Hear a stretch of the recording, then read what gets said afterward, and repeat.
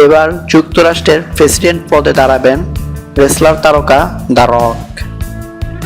পেশাদার রেসলিংয়ে সফল ক্যারিয়ার গড়ার পর দ্য রক, যিনি এখন হলিউডের প্রথম সারির তারকা, তার প্রকৃত নাম হচ্ছে ডোয়াইন জনসন, এবার রাজনীতির ময়দানে আসার পরিকল্পনা করছেন তিনি। ভবিষ্যতে কোনো একদিন হোয়াইট হাউসকে চালানোর জন্য যুক্তরাষ্ট্রের প্রেসিডেন্ট পদে দাঁড়াতে চান এই 44 বছর বয়সী এই তারকা।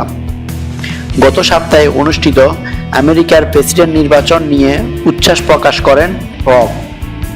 ভক্তদেরও চাওয়া তিনি হোয়াইট হাউসের কাণ্ডারি হবেন। তার কথায়, আমি আমার দেশকে ভালোবাসি, আমি দেশপ্রেমিক মানুষ। আমি মনে করি বর্তমান পরিস্থিতিতে যোগ্য নেতৃত্ব খুবই গুরুত্বপূর্ণ। দেশের কল্যাণে ভালো নেতৃত্ব ও সম্মানজনক নেতৃত্বের প্রয়োজন। হোয়াইট হাউস চালানোর ইচ্ছা আছে কিনা জানতে চাইলে দ্য রক বলেন, নিজেকে যদি আমাদের জন্য কার্যকারী নেতা হতে পারবো বলে মনে হয় এবং আমার আশেপাশে সত্যিকার অর্থেই উচ্চ মানসম্পন্ন নেতারা থাকলে প্রেসিডেন্ট পদে অবশ্যই দাঁড়াবো। এর আগেও রাজনীতিতে রক বা ডোয়াইন জনসনের নাম জড়ানো হয়েছে।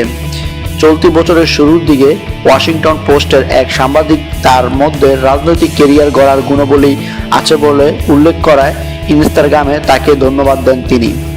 দ্য রক মনে করেন, হলিউডের প্রযোজক হিসেবে কাজ করার সুবাদে শৃঙ্খলা বিষয়ে যথেষ্ট জ্ঞান অর্জন হয়েছে তার।